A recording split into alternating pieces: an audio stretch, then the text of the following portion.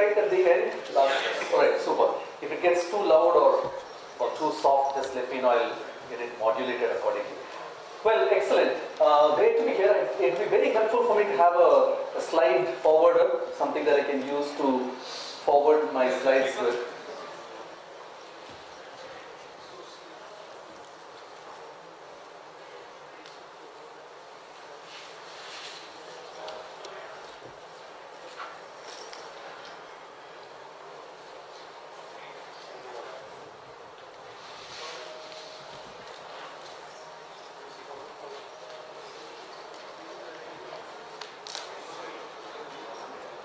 If that doesn't work, let's just use the old Stone Age method. We can just keep forwarding. We'll have someone help you. But if you can get on to the first slide, that would help.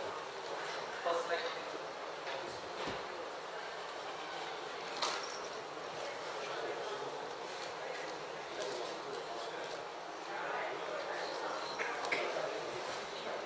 Alright, as that comes up, like Manish was saying, this whole field of politics is, in many ways, it's like sex. It's something that you can't live without in this world. It exists. It is part of our lives. It's part of, it's really something that's often something that you can't ignore. It's around. You may choose not to deal with it, but it's around. So it's a very intriguing one, draws a lot of people to it, has made a lot of people rich, has made a lot of people very poor. It's spun stories of success in organizations. It has landed people in the soup, and people wonder now what hit me. When I've been performing so well, what was something that really came in the way and suddenly kind of I lost track. So this whole thing of politics, funnily enough, has also not been addressed very fair and square in a direct manner by too many writers. Perhaps the only book that I can think of which has it seems to have done fair justice to this very intriguing topic is a book called Power by a person called William Pfeffer. So it's spelled P-F-E-F-F-E-R. So if any time you get a chance, please read this interesting book called Power, because politics is the whole thing about the story of how power flows inside organizations. Alright, so now before we go in, and I know that we have some struggle with the slides right now, but if we were to look at politics, let's quickly do some scan around, and I'd like you to speak up from wherever you are. If you look at this word, what do you understand by this word politics? Let's do a quick brain map. What's required for politics to run? Power. Power? People. People, yes. Attitude. Attitude, yeah. Ambition. Gender, agenda. Insecurity. Insecurities, yeah. Anxieties. Inspiration. Inspiration. Ego. Ego. Aspiration. Aspirations. And so you have a fairly wide set of what this whole word of politics stands for. So I've been trying to work with this whole idea of politics and trying to develop something called a political quotient, a PQ if you will. So I know that there is IQ, there's EQ, there's even a spiritual quotient, I'm told. One of the things that I've been trying to do, and hopefully this will get published in the next 8 to 9 months, is a little thing called PQ, trying to ask, what is the political quotient and can it be cultivated? Can people do something and become a little more, have you heard of this term, politically savvy? So we keep hearing this, he is politically savvy or she is politically not savvy enough, and that, in many ways, if you go back to what Marshall Goldsmith wrote in his book called What Got You Here Won't Get You There, he seems to indicate that, look, a lot of your early success in your life you may have constructed on the basis of hard work, but there comes a point when you have to learn 180-degree different things, which is to do with becoming more politically savvy and not being naive or babe in the woods in the organization. So I have worked with some interesting organizations. I started my career with the TVS Group back in Chennai. Then I moved to Hindustan Lever. And thirdly, I moved to Motorola, an interesting organization with Six Sigma and all that. And finally, I came to an organization called Texas Instruments. Now, if I look back, and this is completely serendipitous because I'm realizing it just now, standing here, that these 4 companies seem to have got something to do with what I want to say today about this whole idea of power and politics in the workplace. I've chosen to add the word power also because you can't have politics without power. It's like somebody mentioned the first word in politics. It's all about power, how power flows.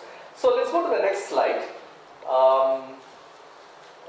Can I have it'll really help me if I have a slide forward so that I can paste it my way.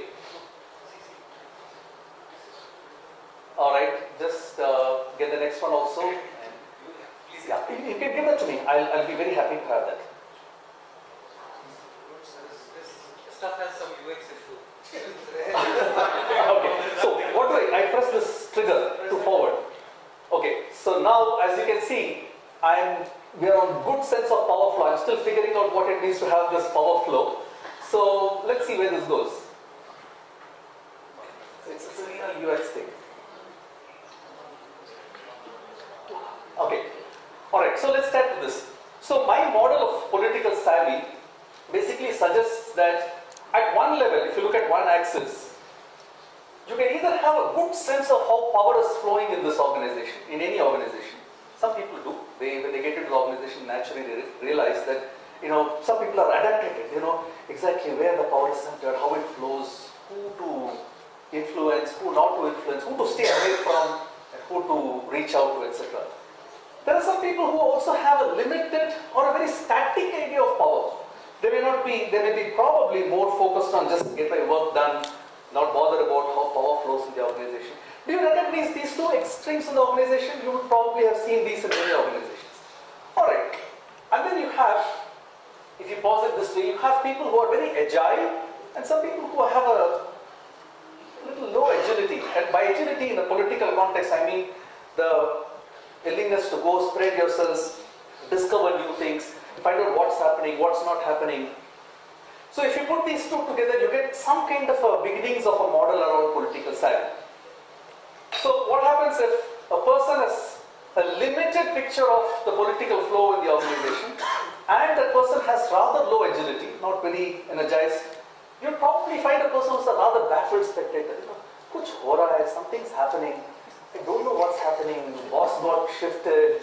Somebody else came in. The structure got changed. So a little baffled spectator who's probably gone to a cricket match thinking it's a football match and is wondering what's happening here. So, but you find a lot of people, and they're not bad people. They're not bad people. Then you have the informed spectator. So the informed spectator he's still not too keen on going out and doing things about it, but he has a sense of what's happening. So you'll see this person that can say, you know what, I really know why this structural change has happened. Now, I can also tell you who the next VP is going to be. So they would have an air of complete information, yeah, but they're not going to do anything about it.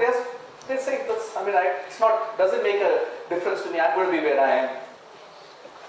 And then you have this person who is highly agile, very energetic, but has no clue of what's happening in the organization. So this is the one I'm calling the effort splatter. A lot of effort, but it's like you throw eggs at a wall, you splat things. Right? It's like a loose cannon. So many things all over the place. You have effort splatter. And then you have the person who might be the politically astute person who's quite agile and also has a good sense of where the power is flowing, how it is moving, etc. So you would have the politically astute. I'm not trying to say that a politically astute person is better than a baffled spectator, not at all. It's just that maybe I'm sounding a little comical when I'm saying this, but all these four are very legitimate, good people inside organizations. Now, another caveat which I want to say, when I'm talking about political, I want to state it in a value agnostic way.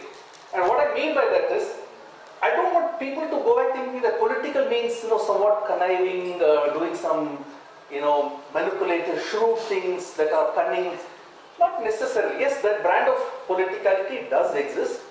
But when I say political, I'm just talking about a mind that knows how power flows and knows how to tap into it.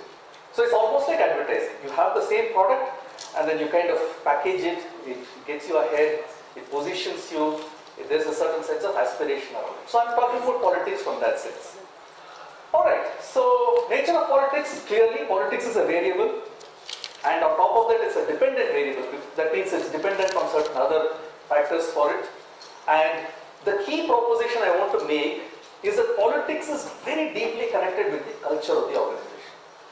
So you can't understand politics really without understanding what the culture of the organization is. For example, you can never understand Indian politics without understanding the reality of what it means to be an Indian.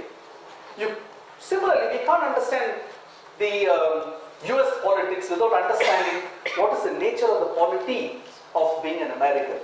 So it's very context dependent. So let's look at some cultures now and to see how these may impact politics in different ways. So I'm working on this very interesting work by this gentleman called Ashok Malhotra, who created a whole suite of instruments called the Existential Universe Mapper. He's also written a very interesting book called The Child Man, and you might like to read it.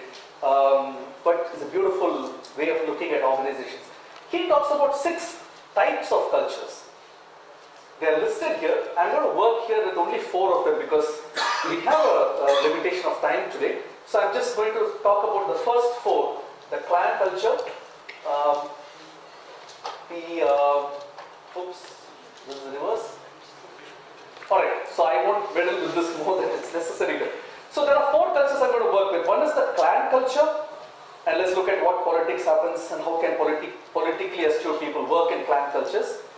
The second I'm going to talk about is the arena. The third is the clockwork culture, and the fourth is the network culture. So let's look at what the clan culture is about. The word clan, you must have heard about it in various places. Clan brings up the idea of what?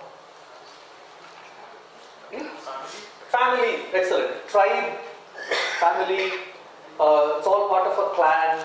We are all part of one happy family, or we are part of a tribe. Okay. Can you think of organizations that look like this? For example, a clan has a safe haven. People are given protection. A clan, there will be a lot of sense of belonging. Behavior is usually very predictable. You won't find unpredictable behavior in a clan. Everybody needs to adhere to the code of conduct of the clan. Customer, it's an interesting statement. Customer may be kept at an arm's length, maybe even seen as an intrusion. Why does he want all these quality, cost and delivery things? So customer may be seen as, oh, don't disturb us. We are really staying focused on building the product our way. Alright. Closed doors policy. So in a clan culture, you won't find, unlike many organizations that several of you may be part of, in a clan organization, you'd find them rather, somewhat closed doors. Even if you go to the organization, you'll see people really go and take the paper, give it to the person. So email, so the reason I'm connecting this very strongly was when I started working with my first organization, TVS. It's a great example of a clan culture. Now, this is not to say clan is good or bad, clan, but that was a family organization run by a patriarch. Then everybody, everything revolves around the family. Very strongly anchored, slow to change. There's an interesting statement. Parsimony means not spending too much, being rather frugal.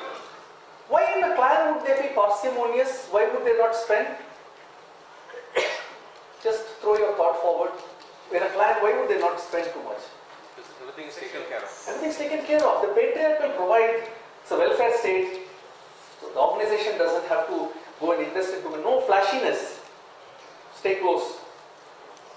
Thrives in a protected environment. Can you think of any examples other than I've shared with you the TVS as one example? Some government organizations. Yeah. Defense has a strong kind of a thing. Though you'll also see that defense and public sector organizations look like clockwork also, and we'll see about clockwork in a minute from now. Somebody say? Tata companies? Yeah, absolutely. Tata Steel, Tata Motors, though in those days, for example, when I studied in XLRI Jamshedpur 85-87, Rusi Modi was the patriarch who was the Tata Steel MD. It used to be called Tisco those days. And Rusi Modi was like this. I mean, when he walked into the room, people would stand up and they would wish him and they would wait for him to sit down, then others would sit down. So, use of the word sir, even when talking, people would be like this almost. The mudra is like, you bend forward. So there's a lot of, deference to authority. The tribal chief is the one that really. So can I move forward to the next one? Let's look at the next one now. The arena culture. Now, arena itself would give you the mental image of a big Maidan. How many of you have seen Gladiator, the movie? Oh, lots of you.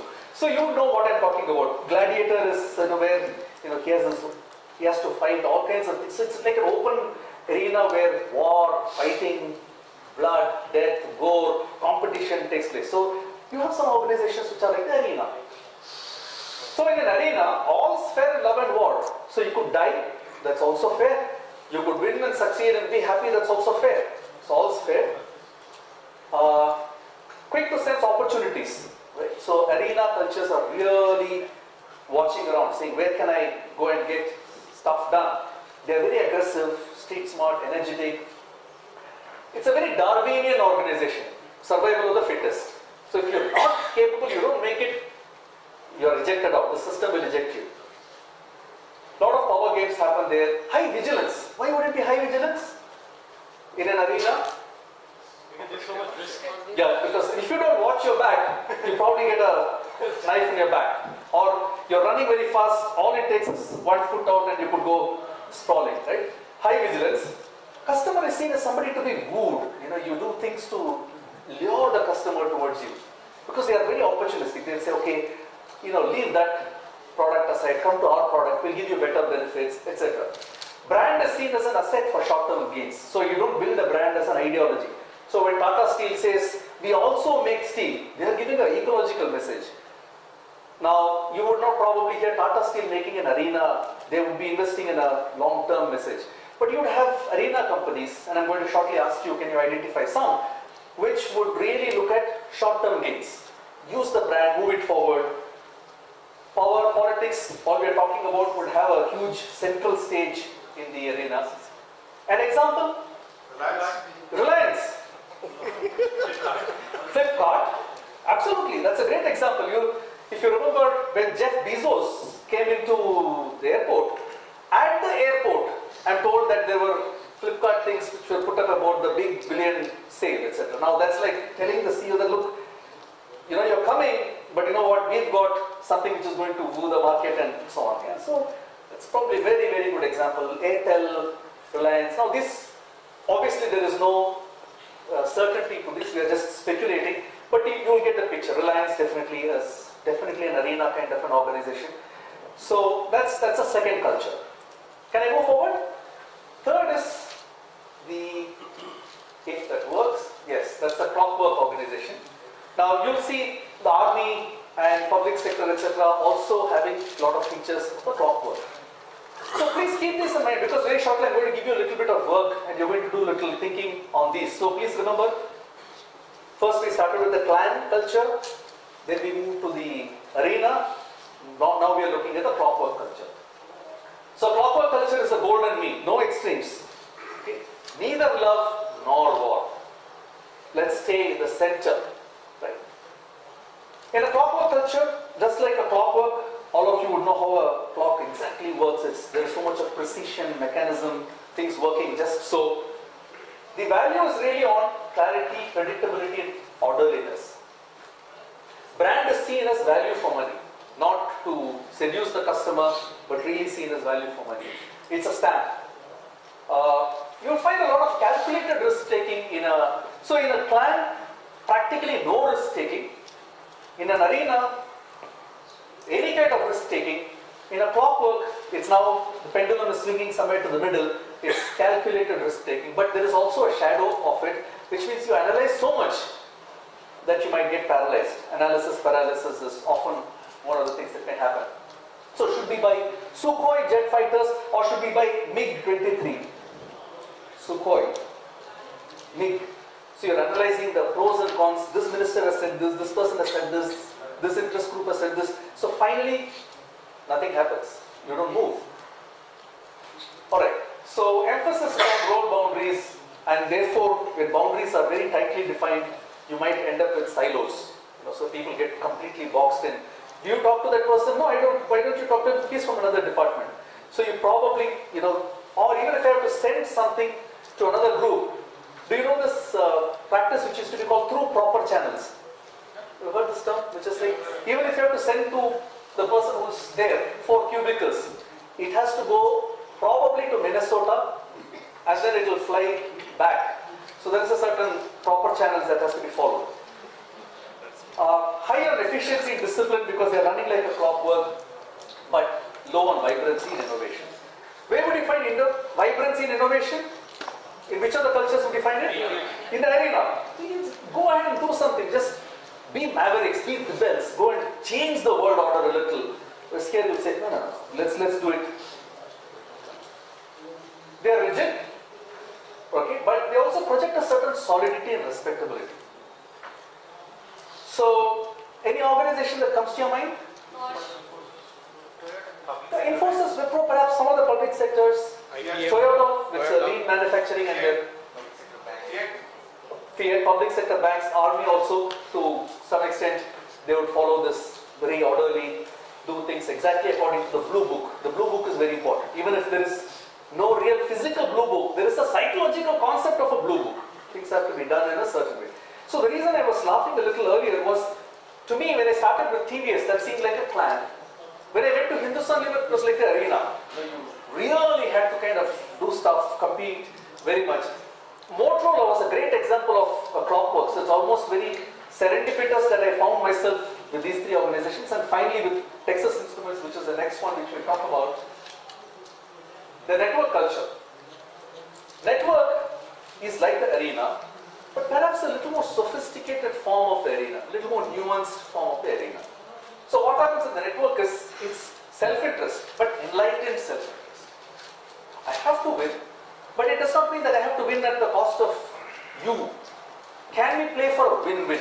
So while an arena culture is typically a win-lose culture, a culture in the network type would typically be, let me also win and you also win. Let's maximize our gains together.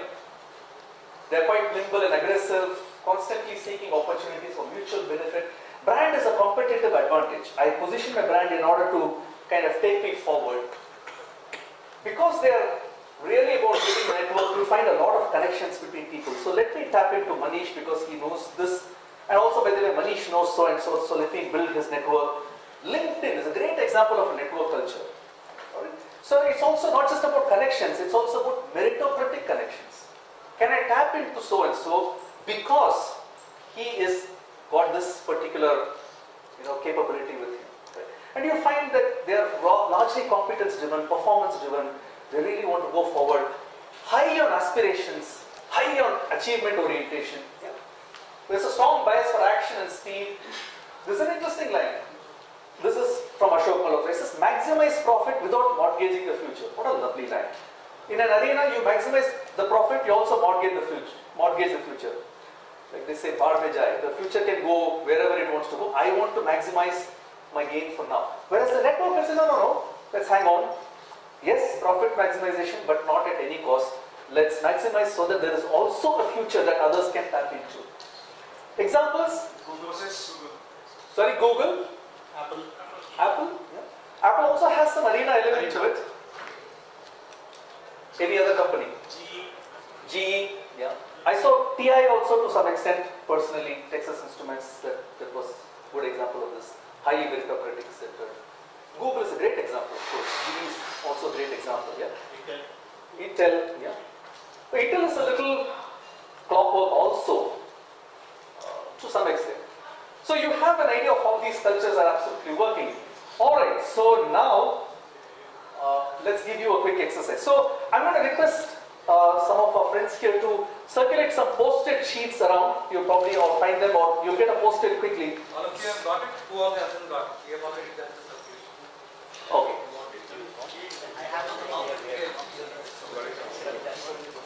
So just, if you're not got it, just borrow one from another person. I think there are enough that are going around. Just have a pen with you.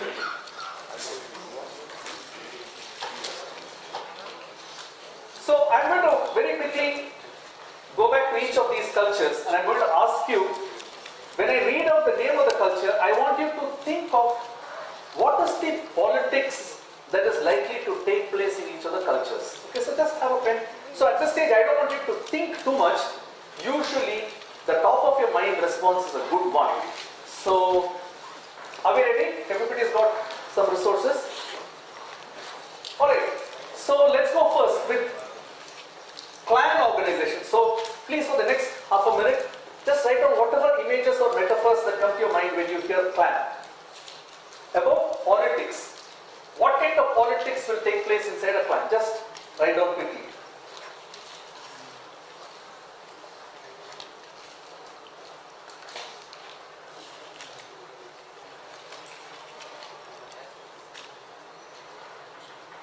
Alright, so let's move forward.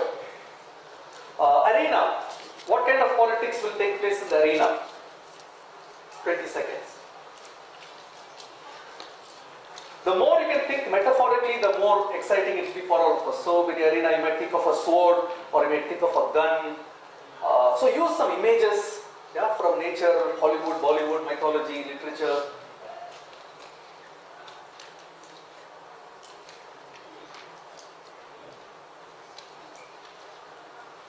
Alright, so third, we move to clockwork. What metaphors and images come to your mind when you think of politics in a clockwork organization?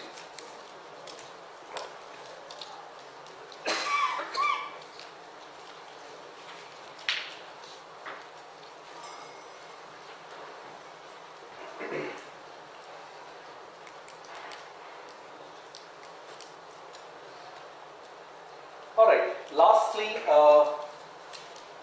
network. What metaphors, images, symbols come to your mind when you think of politics in a network organization?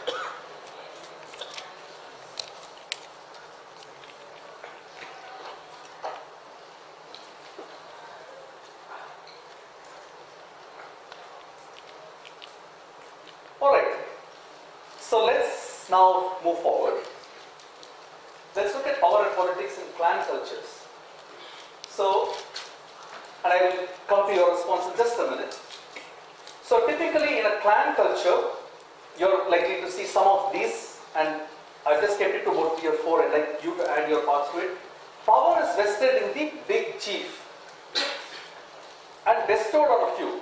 The bestowal means that the chief can give the power. Say, okay, fine, tomorrow onwards, you can do this. The day after tomorrow onwards, you can do this. You please stop doing this. So it's really that one single source who has the ability to either bestow power or take power away. You also see a lot of this inner circle and outer circle dynamics. Do you recognize that sometimes in organizations you say, oh, they are all part of the inner circle. They are close to the boss or the powers that be. And you also call it as patronage politics. What does patronage politics stand for? Favoritism. Favorites. So you find whose favorite are you? So are you close to the powers that be? A lot of people tell me that the Congress I is a very strong example of a clan culture. Sonia Gandhi, Rahul Gandhi, right out there, and then you have inner circle, outer circle, then you have dynamics between this, there's patronage politics, who's close to who, right, who's not close to who, and that's been the history of that party. Dispersal of power can be seen as threatening. If you spread the power too much below, then the person at the top may find themselves somewhat threatened. So, which is perhaps one of the reasons why in Congress, for instance, you don't find dispersed power. It's still centralized power right out there. Right? Alright, so let's hear, when you have written down for the clan culture, the nature of politics in a clan culture, what do you have for you? Just let's hear a few voices around. Authority. Sorry? Authority. Authority? Okay, so I'm going to make this a little structured, otherwise we'll just start with, we'll use a few rows. So, yeah. One thing might be the bucket culture. Bucket, so what is that? A little, tell us a little Just bit. wooing their bosses. Okay.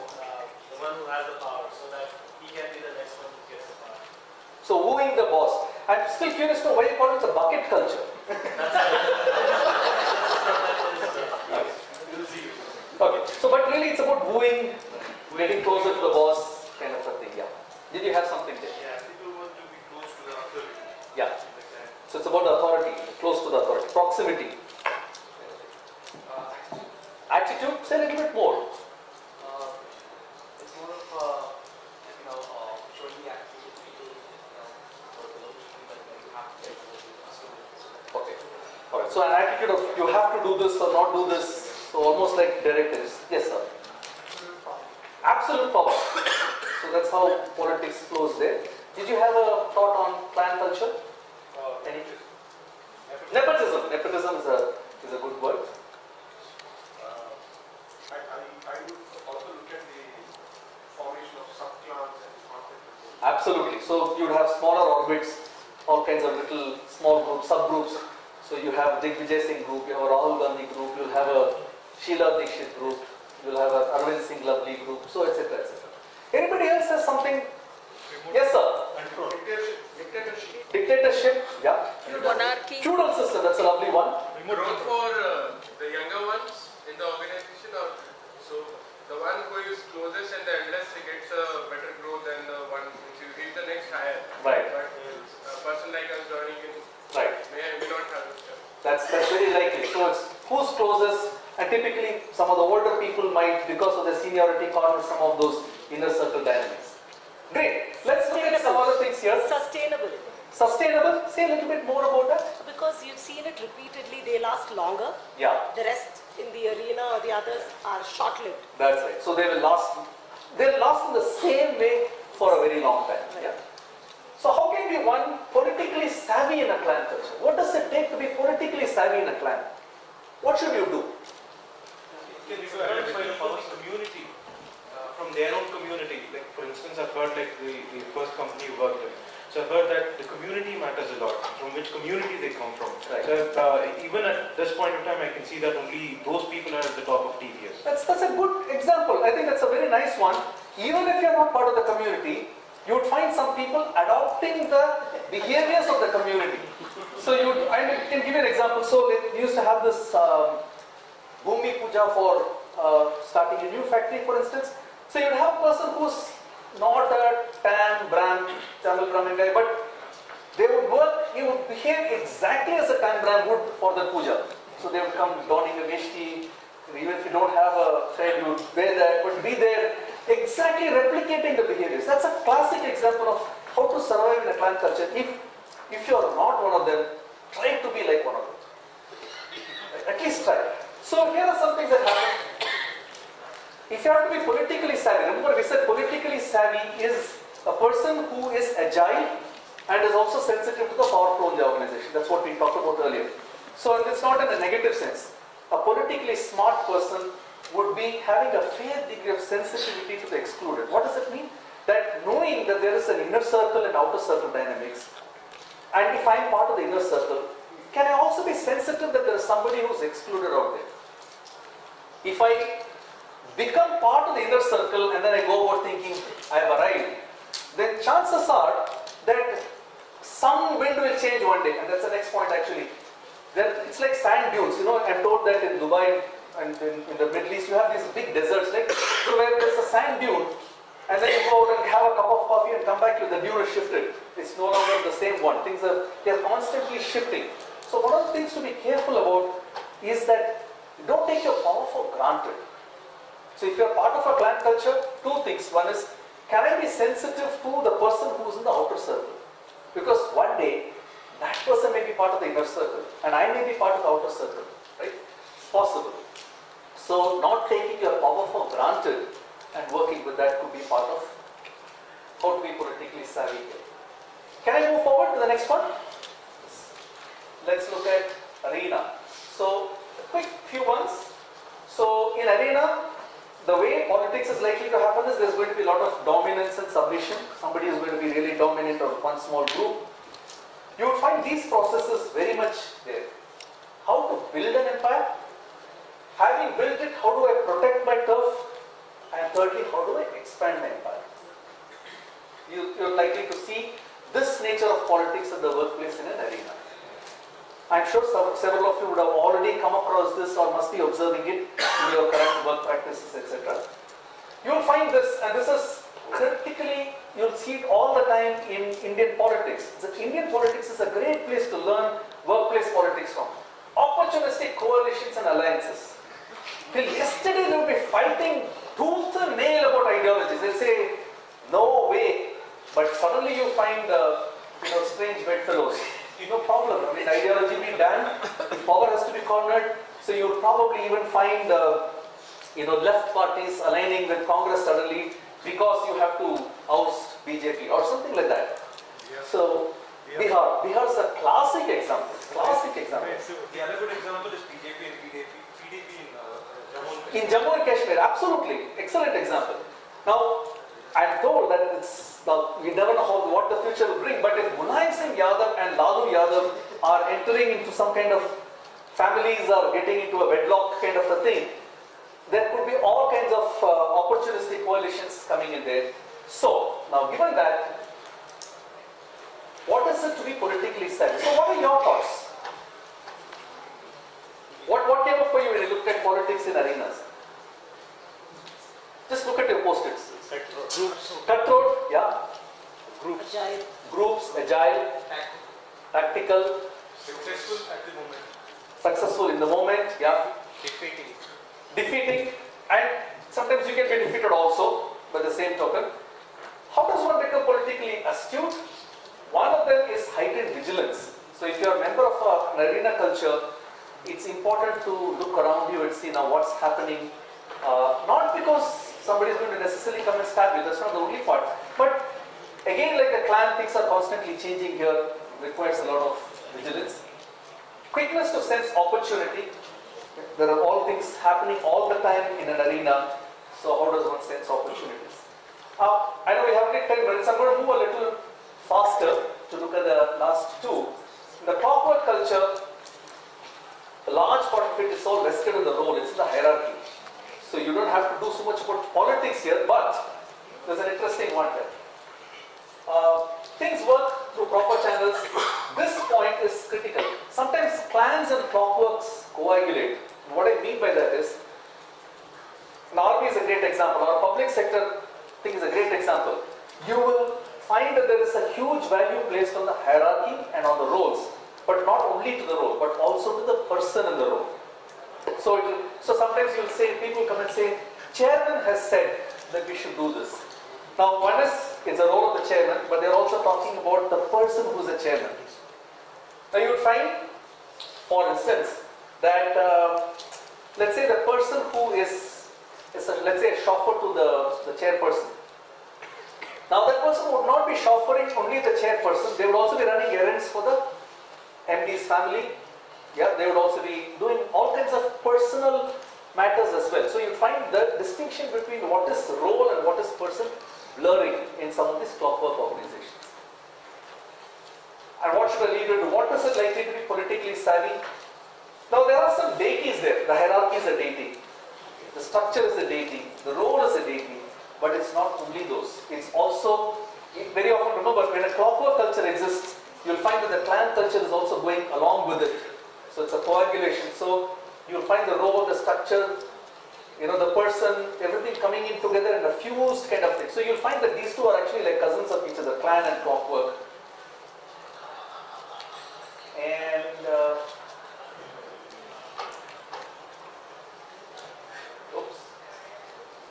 that's what I meant by going beyond the role. So it's not only the role that matters, but it's also, remember that in a clockwork, it's a role, but you'll also have clannish tendencies playing here.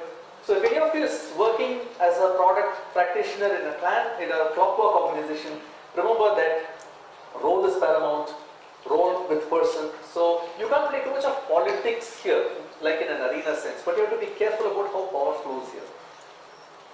Lastly, the network culture, which I think is what a lot of you may be part of actually.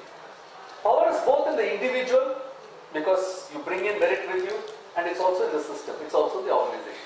Power flows both through meritocracy and through the organization. You'll find a lot of these things. Peers become very important in a network culture. Peers are important. There's going to be a lot of competitiveness.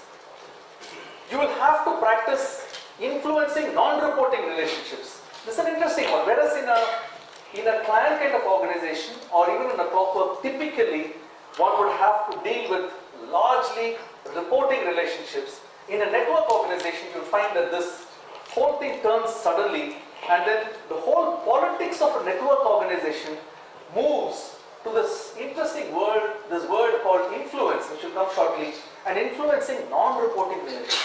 How do I get somebody else to do something when that person is not even reporting it to me?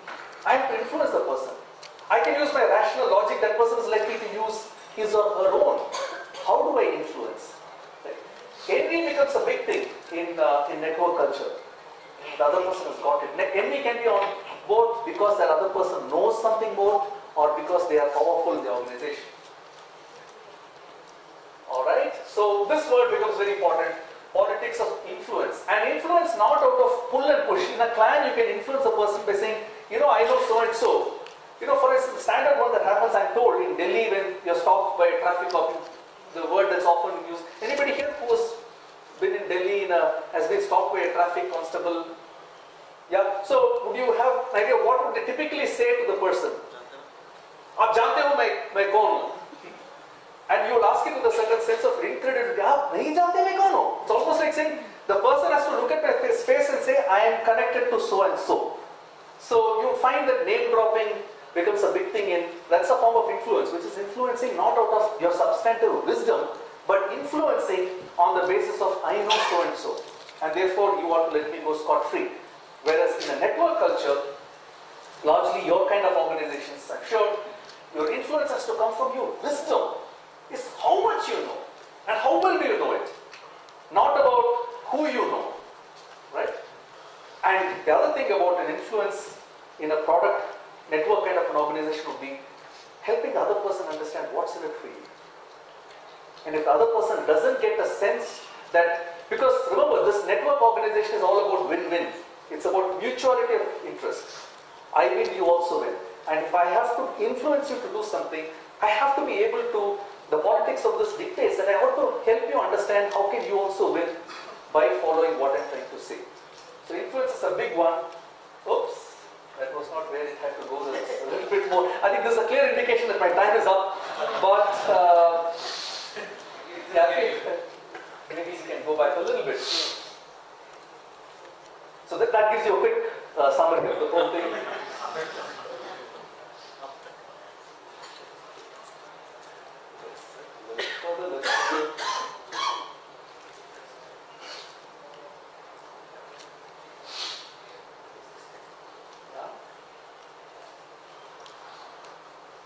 Next one. Let's come to the red ones. One more. Yes, one more. And one more. Yeah. So I just want to say that critical for network culture, the word politics moves from a sinister, something is politics. So instead of that, here it comes to saying, can I be more upfront about politics? In a network culture, politics is largely about agility. Am I quick on my feet? And do I have the ability to influence, persuade, and convince? So can I use what's inside here to be able to influence the other person, both in terms of what I know and also about convincing the other person as to here's how it may be good for you. And third one, finally, the cousin of the agility and ability to influence is this nice word called resilience. What does resilience mean? The ability to withstand change and bounce back, right? There's a certain elasticity that comes with resilience. So to be successful in terms of political capability in a network organization is this ability to bounce back, rapid rebound and coming back on track and not getting derailed by circumstantial changes, by structural changes, by losses, by mishaps, misfortune, people leaving the organization, orders going away. So for you guys, especially as product practitioners and product leaders, you find a lot of things not necessarily going always as per plan. Things might change, things might drop off. But can you bring in a mix of agility and resilience in order to be successful practitioners? So I kind of stop with this right now, unless there are any quick questions around implications for yourselves. If we can take a couple of them. Does the workplace politics really evolve around the two cultures, like for example, an organization? If an organization is is one of those three categories like arena or clockwork, does it really evolve around to the next culture? Like if that happens, how can we really understand that sort of change is happening in the organization? Excellent. So I think this question is, and probably heard it, does it evolve? So as an organization moves, let's say from a clan to a network, etc., does the politics and the practice of politics also evolve? That's what you're looking at. So yes, it does, and no also, in the sense that, so if you're a well-informed politician, and I would suggest that all of you consider seriously to own up the fact that you are politicians. Whether you like it or not, all of us are politicians. And the nature of your politics will evolve. So when an organization moves from clan to a network kind of a thing, you'll find that the old things that you did in order to project yourself or your team may not work. Because the rules have changed, they moved on to something else.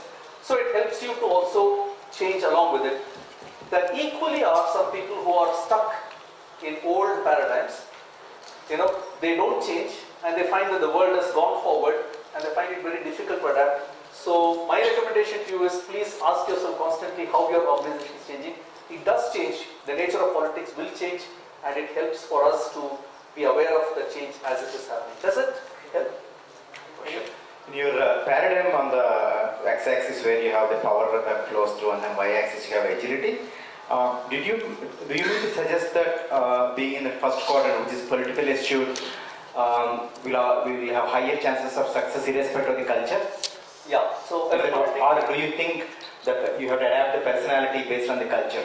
No, it's both. So I sincerely believe that in any culture, in order to survive, it is important. I'm not saying it is the only condition. It is important to be politically astute. It's important to understand what is the flow of power in the organization and to position yourself accordingly. But it does not mean that if you're not at all political, you're only meritocratic, that you cannot succeed. There are innumerable instances of people who are very good. They bring in a certain specialization, and because they are specialists, they will continue to be rewarded and they'll continue to grow. But if you have the political astuteness, irrespective of whichever culture, because your political astuteness has to map itself to the culture, you will find that you are able to project yourself a little better in terms of taking yourself forward. Because part of me is thinking in a clan culture, would it make sense to be more of an informed spectator than to be a highly agile, is what I was thinking. That's an excellent question. I don't think there's a final word on this. But my view, having worked in a clan culture, so if I bring my subjective wisdom of having worked in a clan culture, what I can say is that I think it sincerely helps to understand what the thinking of the powers in the organization are. Rather than being just an informed spectator, if I can adapt myself to where they are going, then I have a great... Now, a lot of it depends on, do I have a certain desire for mobility with myself or not? If I don't have that desire for mobility, I'm fine doing what I'm doing. Being an informed spectator is quite fine. But if you have a part of yourself which says, look, I'd like to manifest myself and grow in a certain way, then I think a certain dose of political quotient is quite necessary. That's my view. I have one question. Everybody in their own organization lives in their own ego space in the organization, right? So how can that person personally, looking at these models, can influence, change in his favor in his own organization? So if I want to, if there is a clan culture in my organization, I want to shift to a network culture, then what is the role what I can play to ensure that they follow the same rule? Right. So a single person by themselves may not be able to shift the culture entirely from... These are almost imperatives of revolution. They happen over a period of time. But if you find a lot of people are stuck in a past paradigm, whereas the organization has already moved forward, as a leader, I think it is important for a leader to be able to communicate relentlessly and try to coach the people. At least you would have, let's say, 10 people or 5 people who would be under your influence. Are you able to convince them to change? Now, if you can, then at least so to me, culture change happens not by the whole organization changing course at the same time, but it's about little practices changing. So can I as a leader change a few practices that are in my control? And if that happens, maybe it creates a momentum for change, for which I need to be ready to step out of that eco space that I have and be able to look at the larger organization picture. I'm not too sure if you have time now, so yeah, I think so. There is a signal if you have time. I think we'll quickly summarize. I think it was like an amazing session.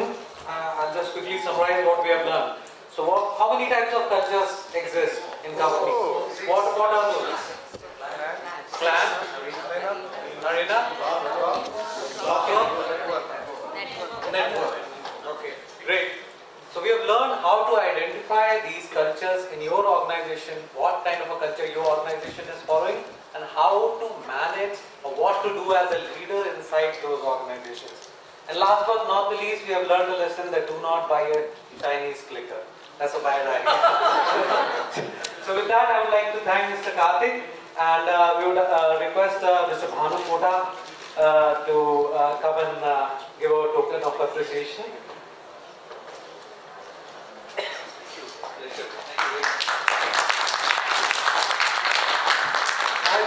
we had more time. This was a mesmerizing session. I think all of us were enjoying. Nobody wants to move out of this session, but we have another session. So when I publish my political quotient, please do look it up, buy it, whatever it is that we want. We have continued to be in touch. Sure. Thank you. Thanks a lot.